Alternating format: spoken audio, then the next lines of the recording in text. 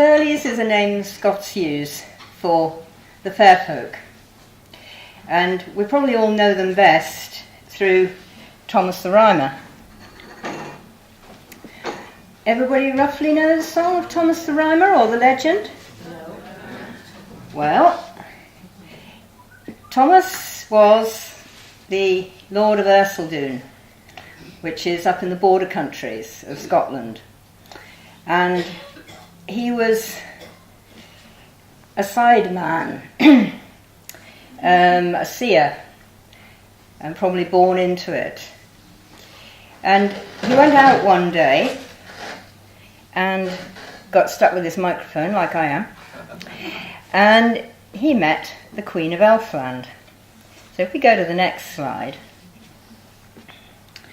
True Thomas sat on Huntly bank, and he beheld a lady gay, a lady that was brisk and bold, come riding along the fairy brae. Her skirt was of the grass-green silk, her mantle of the velvet fine. At every lock of her horse's mane hung 50 silver bells and 9. True Thomas pulled off his cap and bowed low down to the knee. I'll hail, thou mighty Queen of Heaven, your like on earth I ne'er did see. No, no, Thomas, she said, that name does not belong to me. I am the Queen of fair Elfland, and I have come to visit with thee. And she does, and she takes him off. And he goes quite willingly. The pictures that you've just seen show a rather lovely lady, and I think he was fairly susceptible. And one would expect the Queen of the Elves to be so. And he went and lived with her for 7 years, and he gained the sweet tongue, the sweet voice, the voice that can speak to people and be heard. And he came back, and he then became a prophet and a seer, and there's a whole list of things that he prophesied, including apparently King James I of England, and what was it, 6th of Scotland, and he saw that and prophesied it. And then came the end of his life, and he knew he was to go, because when you're a seer and a cider man, you know. And so he waited, and then one day 3 deer walked up the high street. And he knew. Because in our land, in this land, and in most of the northern lands that have all been part of the boreal forest, deer come to carry us and help us across. So he went, and the deer carried him across the veil from this world to other world. And that's Thomas. You can go and look him up. There's lots more. And lots of people sing his song very well, though I think Kath doesn't as yet. So that's the sort of things we're starting to talk about. What we call the Faer Folk, the Ferlies, the wild ones, the spirits of our land, who are our land and are so, so, so old. According to science and archaeology and things at the moment, they're probably at least 4.5 billion years old, because that's the age of our Earth, and they're part of her. They are her. And they can play with us. Sometimes they look very strange. The one on the right, is it? Yes, it is. Can't remember if I'm right or left now. The weird-looking one is a Banshee. Banshee. And I shall talk a bit more about them in a minute. But you probably think of them as being wild and fierce and possibly horrible and maybe even out to get you. They're not. Like most of our spirits, they're tricksters and they're teachers. And the princess has come to learn from the old one, part of the cronehood, the old ones who hold the wisdom and are part of our land. And quite often they are part of the bones of the land, part of the stones, the bones, the rocks, the mountains. Like that. Went up to Glen Affric this spring with my friend Fiona, who I shall undoubtedly mention again. I go up to Scotland every year with her, 'cause she lives up there, and we always go to the Highlands, and we'd neither of us been to that part of Glen Affric before, so we did. And it's fantastic. We were there in March, late March, still snow on the mountains, as you can see, and the beautiful Scots pines in front, and the mountain is a part of the spirit of the land. That's the loch. And looking right down to the end, you can see the mountain again. And there's this beautiful deep colour of the water and the deepness of the forest on either side and the mountain. And that's absolutely full of nature spirits, as is everywhere, including the Vale of Pewsey.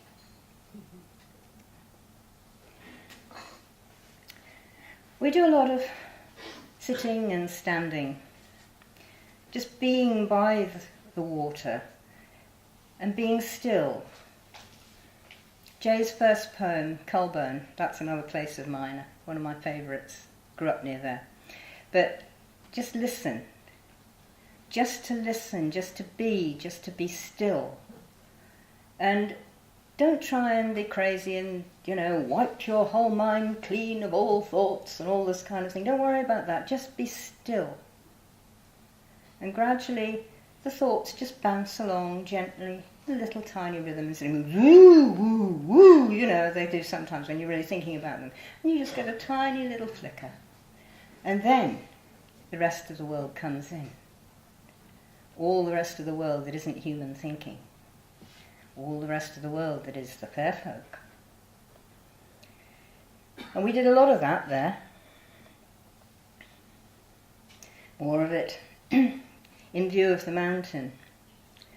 And part of the walking and the stillness and the sitting and then the walking again was that when you're still, and I'm sure you must all have been through this and done this yourself, you sit still and all of a sudden you've got to get up and you've got to go somewhere and you don't know where you're going. And we didn't know where we were going. We'd never been there before.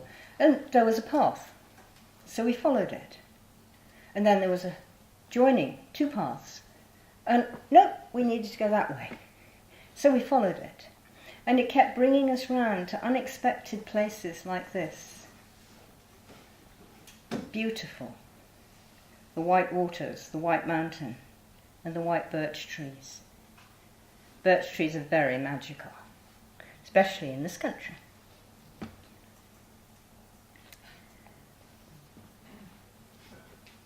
Kelpies. Arthur Rackham's Kelpie, one of them. Has anybody here heard of Kelpies? Know of Kelpies? Yeah, a few of you have. Who's met Kelpies? Dangerous. Fun, but dangerous. Waterhorse is a simple description. And the white waves, when you see a stream or a waterfall or in the sea, and you get the white tops coming. And they sort of flicker around you. And they say, come on, come for a swim, come for a paddle. Just a little paddle. You're only going to get your toes wet. Just a little paddle. Be careful. We've nearly lost each other, and when I go out with the students sometimes, and some of them just go, oh, yeah, I've got to go in there. No, you don't. Grab student by back of collar, pull them back. It's easy. They're tricksters. They haven't got it in for you, but they want to see how conscious you are. At the beginning, Peter said, how conscious are you? Scale of 1 to 10. A lot of hands down the bottom and some in the middle. A few up the top. And it's about that consciousness, about being conscious. And kelpies, and banshees, and mountains, and the fair ones, they will test you to see. Are you there? Or are you going to come and fall in the water? Your choice. But if you're willing to sit and listen And when they say, come in the water, no, no, no, I'm not coming in the water today. No, but you can talk to me from there. And once they see that they're not going to be able to, as my dad used to put it, send you down the shop for a tin of striped paint, then they start talking to you. Especially if you ask the right questions. Now that's a Kelpie. I don't know whether he or she is still there. That's down on Exmoor. And as you can see, this one has come into a tree, a dead tree. Similar looking, though, to Arthur Rackham's. And I didn't see him at first. I was just walking along the path, and he was, you know, probably over where the curtains are from me now. And I said, oh, stop. And then, please may I take a photograph? Do be polite, won't you, when you talk to all the Ferlies, and ask them, may I take your photograph? Is it okay? Probably they'll say yes. Sometimes they might not. Sometimes I might say, no, not today, and go, sorry, back off, phone back in pocket. But that day, he let me. And he's absolutely gorgeous. He's huge. He's about 20 foot high. Whoops, I'm off again. He's about 20 foot high. So imagine being next to a fairy being like that, who has decided to embody themselves in a dead tree at the moment. How about those then? Yeah, me too. I think I like the black one best, but I don't know. I do like the one with the white mane too, but there you go. Black horses with white manes do exist. He's not a Photoshop. He's real. And they have done, but quite rare, for probably ever since there have been horses. And we feel them. We sense them. We feel their kelpies. Because they come sometimes in horse form. The black one, well, how about if you met him in the forest? Yes. Very nice. Never met him. Have met her. Can you see her? Little Exmoor pony. And Fiona and I climbing up to Bat's Castle, which is the north of the moor near Dunster. And we decided we'd stop for a brew. So, a little far out, brew coming up, sat down, all of a sudden, rustle, rustle, rustle, rustle, rustle. Oops, what was that? There she was, head over the top, looking at us. And again, we said, may we take your photograph? And she said, yes. So we said, thank you very much. And there you go. She also showed us where, because we just missed it on our walk, to go down the hill a little bit and then come back up to find fly agaric. You must all know what fly agaric is. It's them. Toadstools. The fairy toadstools. Often on Christmas cards now. But they've been growing in our land since the last ice age. And they're part of our magic herbal. And they're not psychedelic ones like magic mushrooms. They're dreamers. And despite, the usual sort of terror prose in Wikipedia, they probably won't poison you. If you eat them straight and raw, just when you just pick them, you'll probably have a very bad tummy for several days. So don't. Dry them first, and then either make a tincture, or, as I do, put some into mead and let it steep for 3 months. And then it gives the mead a lovely sort of musky flavour.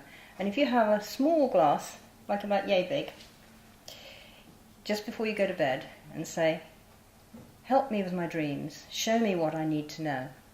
And you'll find that dream becomes very much stronger, and you will remember it, and you'll probably have the feelings and know about it for a day afterwards. You'll still be able to drive and go to work and do all that sort of thing, but the feeling, the sensitivity will be there. And it's that sensitivity that we need in order to speak with the wild ones, the Faer Folk, the Ferlies. And we need stillness, sitting quiet, and not worrying, just sitting quiet and watching and listening. And they come out, and we can see them, hear them, feel them, touch them, be with them. You may not always see them. Sometimes it's a feeling or a sensation, or you hear something, or something is pointed out to you, and there's a rustle of the breeze when there isn't any breeze, but the leaves rustle. So you look, and you see something that you wouldn't have seen if you hadn't looked at that moment. And this is how they teach you. It's so subtle. One of my teachers, to help with this, long time ago, said, always be full of expectancy, but without expectations. Got that? Be full of expectancy, but without expectations. Your expectations immediately put up a veil in front of your eyes, in your mind, that says, fairy's going to look like that. So something comes along, it doesn't look like that, so you say, not fairy. Didn't see it, wasn't there. Failed. Not the fairy, you. Because you had expectations, you had an idea. Don't. Just sit there and let them show you in whatever form they want to come, however it is.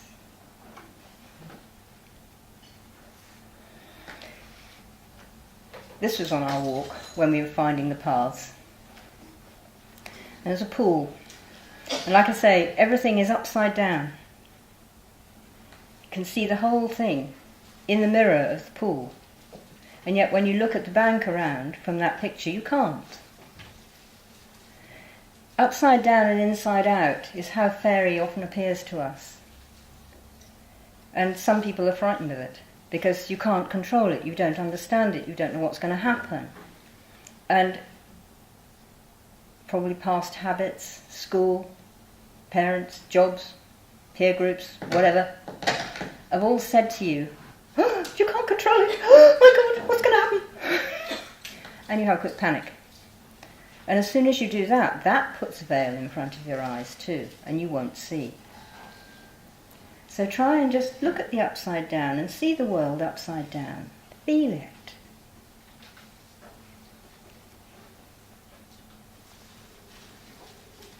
And eventually the Kelpies brought us here.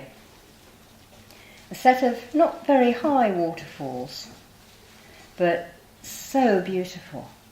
And that amazing colour, almost like the sea in the Mediterranean, of the blue of the water, which it really was like that. And the whiteness of the mains, the tossing mains, of the spirits are saying, come on, we're enjoying this, come and play. I didn't.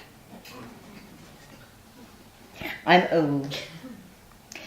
And I can't swim very well anymore, and that current was very fast, and I probably wouldn't be here today if I'd gone in. Mind you, what a way to go, so why not? But I didn't. I did put my toes in the water. I sat down on the edge of that beach and took my socks off and my shoes off and put my toes in the water, and that was really good. But the temptation. Have you been in a place like that? Who has? Yay, yay, yay. Did you fall in? Oh yes. Oh yes. Was it fun? Yes. Yeah. It is.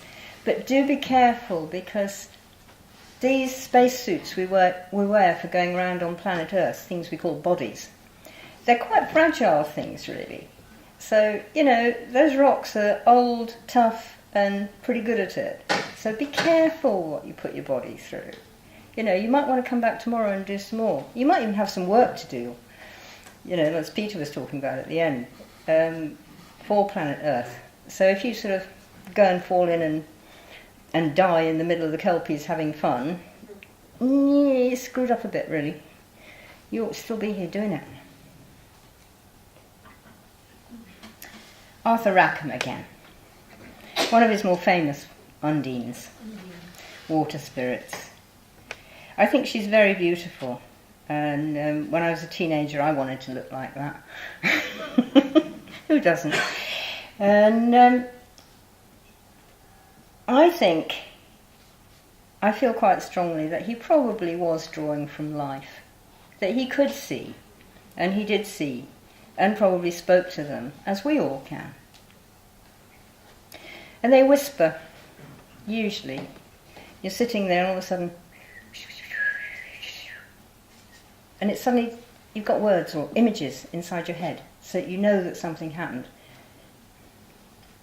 Do you lose that sometimes when you get it? Yeah? Sometimes? What would you do if you lost it? What would you do if my microphone suddenly went off and you couldn't hear me? What would you do? Ask you to speak louder. Yes! Listen harder. Exactly. Ask me to speak louder would be good as well. And you can do that with the Faer Folk. They do expect you not to be sort of sitting there going, saw, and pulling your forelock, and, being all sort of reverent and that. They want you to be with them, to play with them, to be at least thinking them and yourself can work together. Okay, they're older than us. They know more. They're more in touch with everything. So we can learn from them, but they still want us to do things and to help. More Arthur Rackham. Ring Maiden, Rhine Maidens with the ring. Peter spoke a bit about the ring and the circle, about it being this continuous round. It is, but for me that's only halfway. We walk from the straight line, past, future, on a line, and then we find that there are cycles. And so we go round and round and round. And sometimes, eventually, and the Navajo do this as well, I know, as well as our people, you find that it isn't a circle, it's a spiral. Anybody who's interested in science and astronomy, really up-to-date modern stuff, that's how our galaxies move. Not only are they spiral, when they're actually moving, the space-time as they move is a spiral. You can find that. There's quite a good little piece on YouTube which shows it. But you can find that if you want to go and look up. So we move from past and future in a simple track to understanding cycles, to understanding spirals. One of my favourite authors, Ursula Le Guin, she does this, and quite well. And she says, I think it's in The Dispossessed, it's good to have an end to journey to, but it's the journey that matters in the end. And there's also, there's also another one from that, which says, you can always go home, provided you realise that home is a place you've never yet been. Do you understand? So you come round again, but it's not the same. You're not the same. The space-time isn't the same. And you come round again, and it's different again. And each time, hopefully you're bigger, the place is bigger, you have more, you can understand more.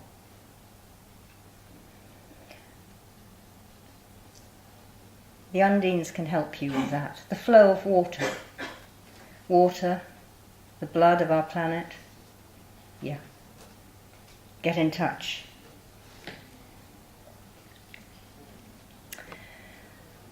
Well, we've done Banshees, done Kelpies, and now we have Am Bodach. Am just means the. And a Bodach. Heard of Bodachs? Anybody met a Bodach? Yay, good. This one I know quite well because it's the mountain at the end of Loch Attriocton. I can never do that right. Loch Attriocton in Glencoe. Glencoe is weird, mysterious, fantastic, and just so full of otherworld. You're there going, right, I'm going to walk carefully in case I tread on anybody. And the Bodach lives in that mountain at the end. And he works with the Cailleach, who's the old lady, the crone, the wise one, the wise woman. And he works with her. And in our land, in Britain, it's not the god who runs things, it's the goddess. The goddess and her god, with songs and stories that show, she tests him, are you up for this? Come on, chase me, see if you can catch me. Oh, now I'm going to turn into something else, see if you can catch me. Oh, now I'm going to turn into something else, see if you can catch me. If you can, then it works. If you can't, next. How about that, blokes? Do you think we ought to do that? Do you think we don't do that? We do. So, the Bodach is the guardian of the old lady, the wise old lady. And he holds her land, and he helps her. Now you can talk to them. They're big, so you might get a bit sort of nervous. Last time I talked to one up there, I fortunately had a bottle of single malt with me. I did need it. I'm very spiritual. You tell. You can tell. I know. And we're back at Glen Affric again. We stayed at a place called Plata Falls, or just a mile down the road from it, and that is Plata Falls. Beautiful cottage in the middle of the wood, and the falls are enormous. I mean, I think it's something like about 150 foot high. You used to go, because you can come out at the top of the fall and look down on it. There's a sort of platform. And I was having to hold Fiona's hand all the way up, and she was sort of sliding along sideways, going, I was only just about getting any further. We sort of stood at the end and we sort of peered over the top. Anyway, it's amazing. Now this fall, and quite a lot of our falls do this, comes down in two streams. There's rock in between, dividing them.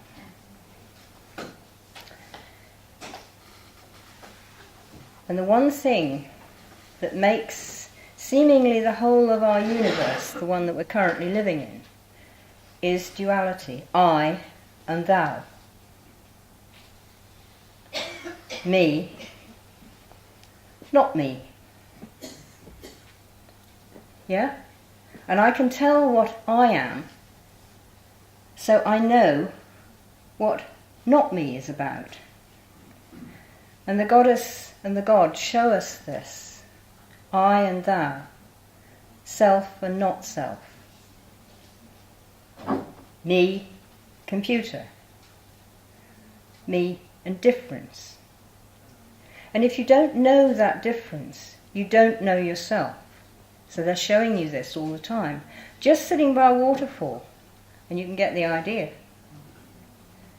All of this stuff comes through nature just by watching it and listening.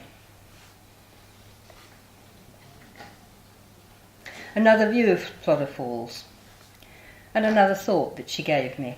Now there it appears you can just about see the beginning of the second fall, but from that angle it looks like one long, long stream of water. Do you know the story of Rapunzel? Yeah. Pretty gory at times at the end, isn't it? Not like the little thing you might get from Disney. And she lets down her hair, and the prince climbs up. That's the only bit of the story I want to stay with for today. So she, the goddess, she, Rapunzel, lets down her hair and says, come up. Let's see what we can do together. Let's see how it works. Can you understand me? Can you listen to me? When you read our old fairy stories, and that one, since I've mentioned it. Think about that, because they're all teaching tales. And most of them, they're not children's stories. They were stories you told this time of year, round midwinter, by the fire, to the adults, to the grown-ups, to remind us all of what life is, about how we work, how we go together, how we work with each other, by I and thou, give and take. Get into the give and take too. If I want to give you something, but you don't want to take it, what happens? You stop me giving.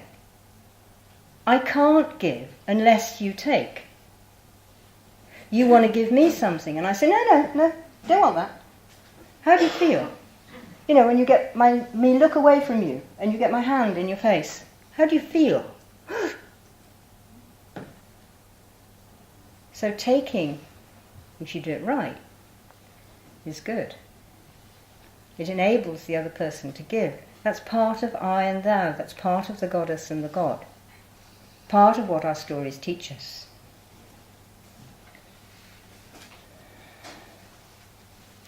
This was another fall, very similar to Plodder, and about a mile in the other direction. I love this shot because of the birch trees. We've spoken about them before, white. This was spring. They'll be white again now, lost their leaves. They're so beautiful, and they just stand up, almost like smoke, almost like water that's growing upwards. And where do birch trees come? What is one of their jobs? Is to break up old land, to bring it to life. Birch trees and the Scots pines are some of the first trees you find on any old land. And they start to bring it alive so that it can start to grow grass, start to grow other things. And then the habitat grows, the environment grows, so they're beginners. And that's part of what they will teach you. Go sit by one. Another thing you can do with birch trees too, but only do it in the spring. Birch tree leaves make a really nice tea. Late birch tree leaves after the spring taste revolting and very strong. But in the spring, try some birch tea. And when you drink it, just say, show me what I need to know. Show me what I need to know. That's the best question you can ask. Because other world know. You don't. That's why you're asking the question. Show me what I need to know.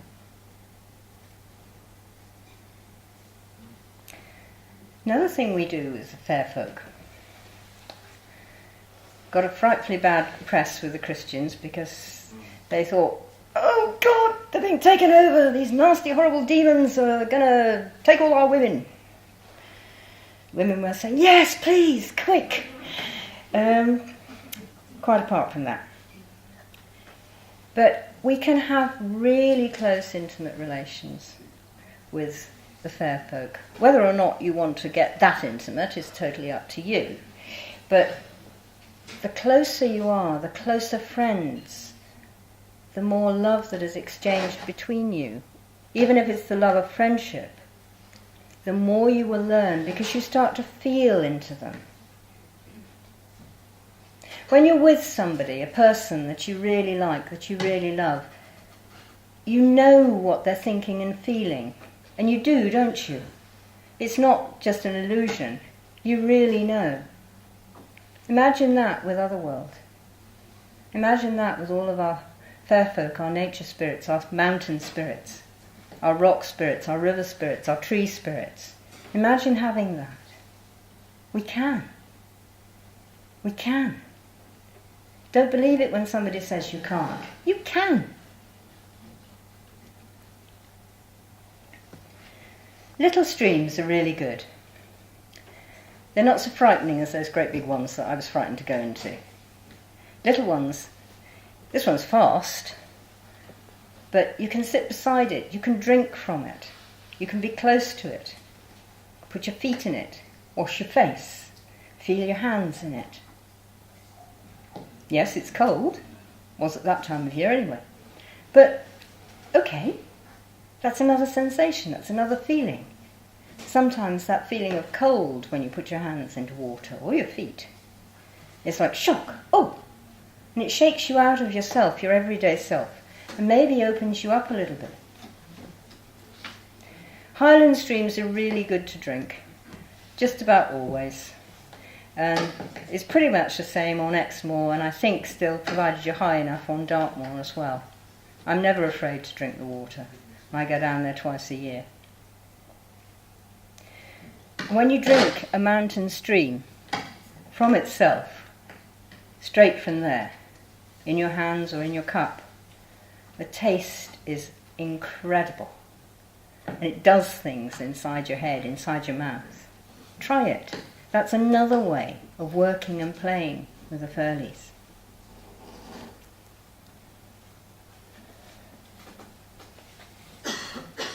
Right up close and personal.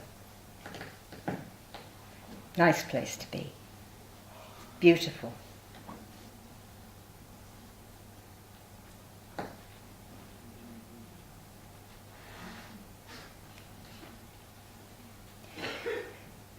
And when you sit beside water, have you noticed that each stream has its own song? Each river has its own song. And its song today might not be the same as its song tomorrow, or next year, or last year. You're listening to the songs of our land. The Australian peoples call their own energy lines the song lines. My dad taught me to sing, or hear the rivers sing, and sing with them. Find yourself doing that. If you sit there, especially if you're on your own and there's nobody there to embarrass you, and you find yourself humming along with the river, with the stream. That way you're taking that song into yourself and putting it through yourself. Don't expect to understand it immediately. It might take years. But you started a process. Don't be impatient with any of this. A little step today, a little step tomorrow. Rivers are the blood of the earth. Where would we be without water? The only thing more precious is air. You won't live more than a few minutes without air.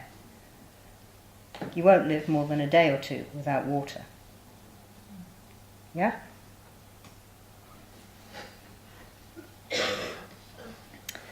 Oh, back to Banshees. These three ladies lived just up the road from our cottage on a way we normally took to go about 3 different walks that way. But we had to pass them.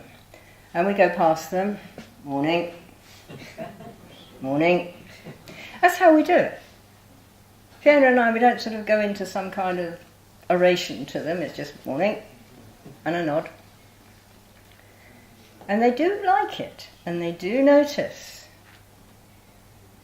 Who's got their favourite tree or their favourite stone or their favourite rock or something that when they go walk, yes.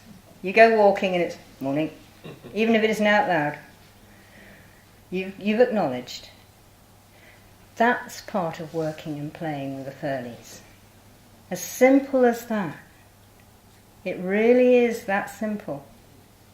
Another of Dad's glorious phrases. Sorry about this, Dad, but there you go. Life is very, very simple. But nobody said it was easy. Yeah? Says this. It's really simple. But it won't be easy. For one reason, or one big reason anyway. We're all trained to think, and we've got to have scientific proof for something, or read it in a book somewhere, or been on a course for it, or looked it up on Google and Wikipedia or something. And until we have, we can't quite believe it. So our ease of learning to do this, our ease of learning to work with the fair ones, is to get over that hurdle. We were very interested, by the way, to meet her son. Or their son. Because apparently the son belonged to all of them. I have no idea of the biology of banshees, but there. That's probably the banshee you're more likely to know. The washer at the fords. The washer at the fords meaningful to lots of you? Several of you. The lady who washes the clothes of the dead. And if you see her, so all the bad Victorian and much, much earlier stories said, if you see her, you're going to die. Really? I'm going to die anyway. How about you? Don't intend to do it immediately, but, you know, don't need to see her to know that. But there are lots of stories about why and how she washes the clothes, often of the battle warriors. But she is the old one, and if you do see her, and I have seen something like that down on the Barl on Exmoor, for a few minutes, and then she turned back into a tree. But for a few minutes she was there, and I just sort of stopped, quite still. And then it was like, hello? Looked at me. Hello? Is it all right if I stay? And it was all like that. It was very sort of grunt and quite brusque to me. But I sat down and I did learn something from her which was very important, about something that I hadn't done about 20 years before, and I really should have done, and about why I didn't do it. And it upset me a lot. I sat there crying for about 20 minutes afterwards because I realised what I'd done. But it was good for me, and I also sort of said, okay, I know I can't get that past back. I know I can't put it right.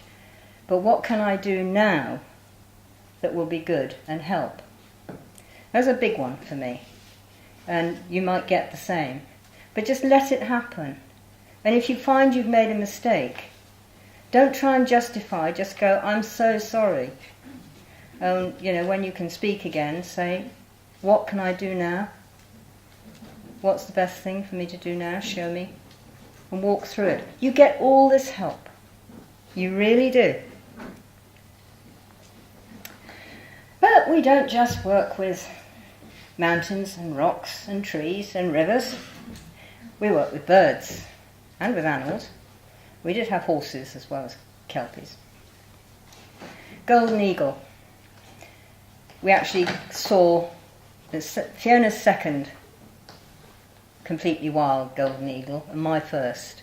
He just sat up on this rock, twice the height of this room, and we just saw him. We just stood there going, jaws clanging on kneecaps, and don't bother with the cameras. I mean, everybody like this has done far better photographs than we could ever do.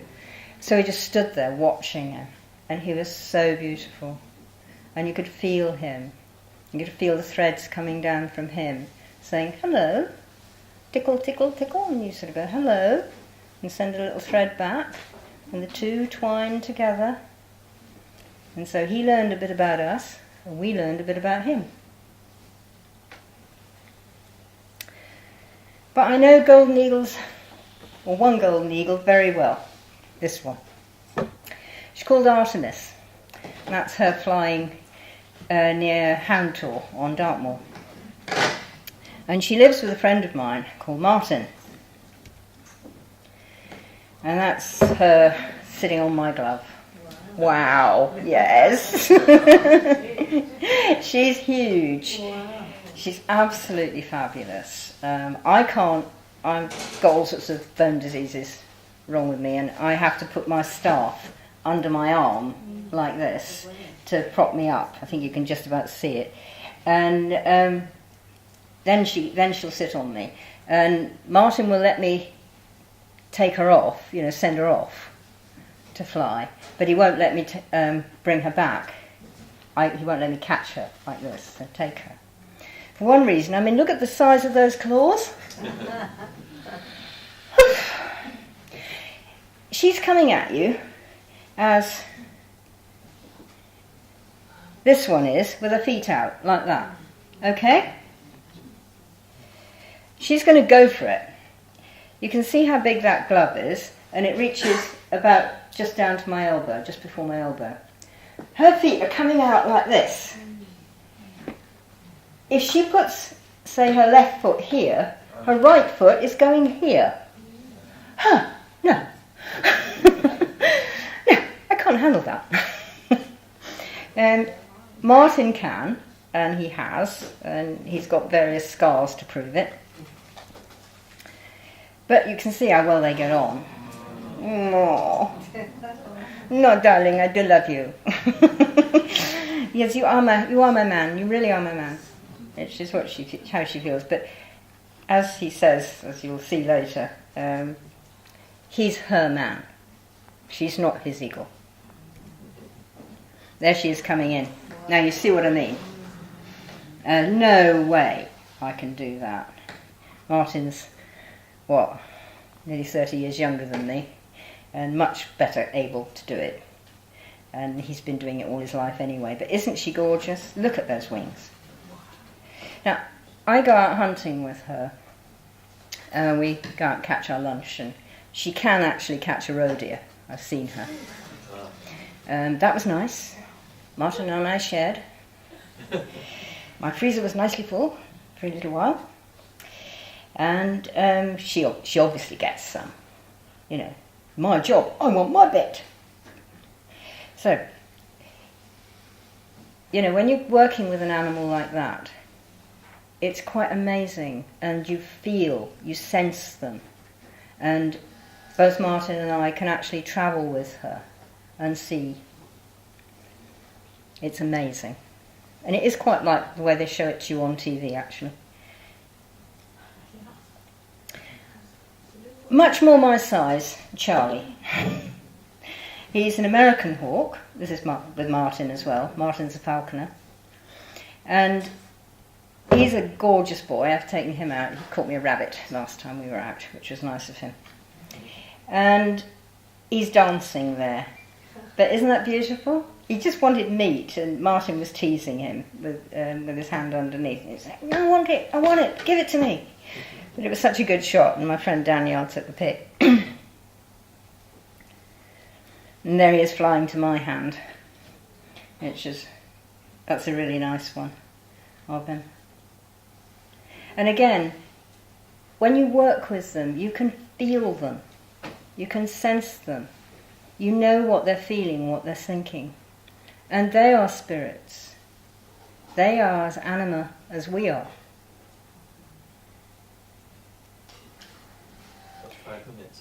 Right? Goshawk.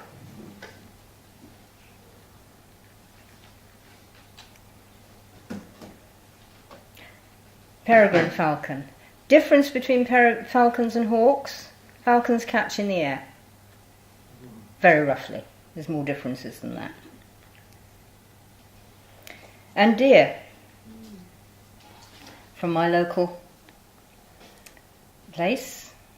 Again, feeling into the deer. Sit there, watch them, feel them. Roe deer from the Forest of Dean. I live just above the Forest of Dean. Beautiful. Smallest deer. One of our old natives. The fallow came in much later. Red and the roe are natives. And I've actually seen this, not this particular picture, but I've seen a red deer hind birthing and then suckling her calf. It's the most amazing thing, and you're just part of it. You're working with it. You feel it. And that's himself. Gorgeous. King of the wood. Beautiful boy. We've known deer centuries, millennia. These are the Mongolian deer stones from the Mongolian reindeer people. Are they beautiful? Look them up, you find out a lot more about them. And even further back, yeah? Okay, des Trois Frères in the Pyrenees. You can't go into it anymore, But that's the Sorcerer, which is probably one of the most famous ones from there. And from home, Wales, Cathole Cave, down the bottom left-hand corner, southwest corner of Wales. And that drawing of a reindeer, 14,500 years ago, people drew that. We ain't got no tradition here. Nah, of course we haven't. I love that picture. And it's the doe and the buck, the roe deer, of the lady and her lord, the goddess and the god, which is how they are in our land here. Ask them, talk with them. A friend of mine, Catherine Hyde, brilliant artist. I love the way she's put that together, because sometimes when you sit and you're listening and things start to happen, it looks like that. Even to the Ring of Bright Water. Ring of Bright Water, the otter? Yeah.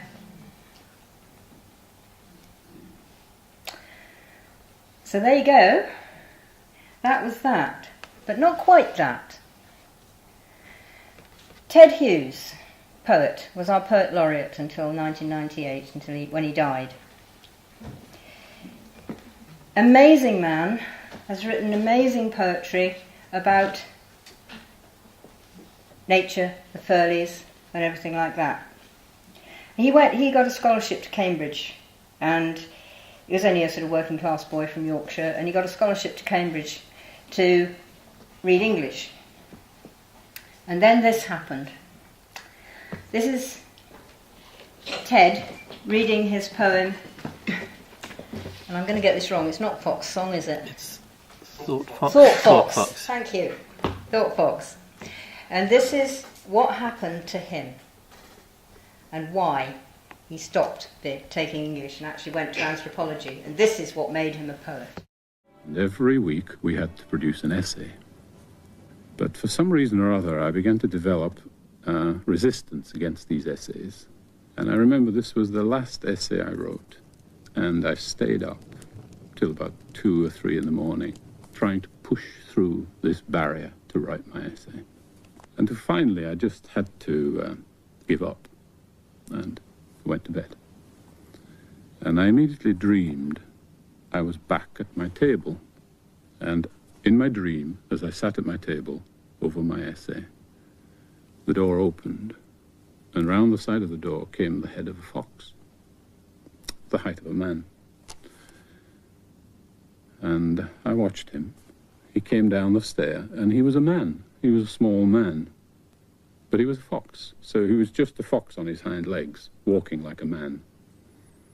And as he came across the room towards me, I saw that it was as if he'd come out of a furnace. His whole body was one burn. He put out his hand, and it was a human hand, but it was all burned. The hand was just as burned as the rest of his body, so it was blackened and cracked and bleeding. And he put his hand on the page and lifted it off, and there was the blood print of his hand on the page. And as he put it down, he said, "You have to stop this. You're destroying us." Yeah. How a poet is born. That's a shaman's initiation. He changed his degree the next day. Wouldn't you? Thank you all very much. I hope you've enjoyed it. And get out there and play with the Ferlies.